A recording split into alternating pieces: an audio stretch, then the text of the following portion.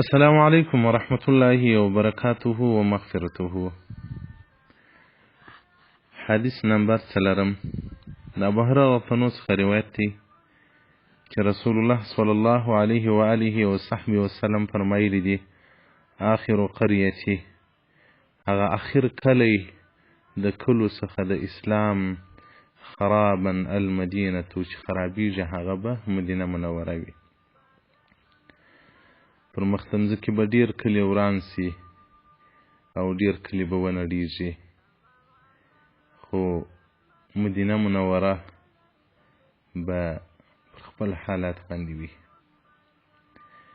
خو چې د قیامت وختونه راژوندي سي، الله د دنیا د نظام د فنا اراده وکړي چې د دنیا نظام به هغه بیا نه وي، نو کلی به خرابیږي.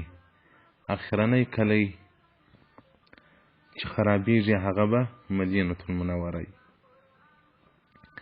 چې له هغه څخه بعد بیا نه ابادیږي، قیامت به راځي.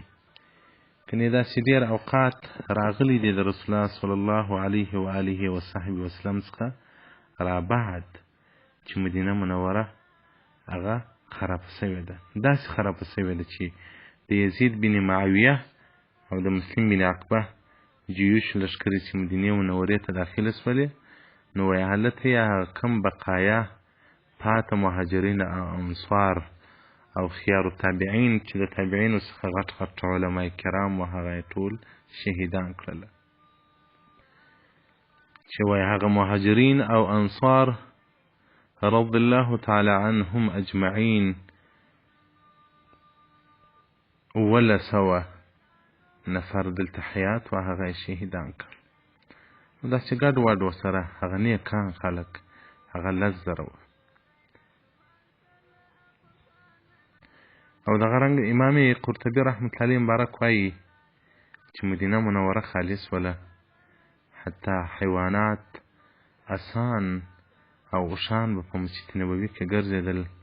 وبالت وراء ثبت بین القبر والمنبر، بولې به کولې د قبر مشرف او د قبر المبارک او د منبر په مابینځ کې به ګرځېدل. خلک د مدینې منورې وتښتېدل، خو بیا بیرته آباده سول، بیرته آباده سول. دا هغه ډله وه چې د خوارجو ډله وه چې دلته یې غلبه پیدا کړه، پر مدینه منوره باندې یې تسلط پیدا کړي، خو الله بیا بیرته ناکامه کړل. دا چې یو مخ به خرابیږي بیا به آبادي نه لري، هغه نو د قیامت ته ورځي هغه اخرنی علایمې دي چې باره به دستي ورپسې قیامت کېږي.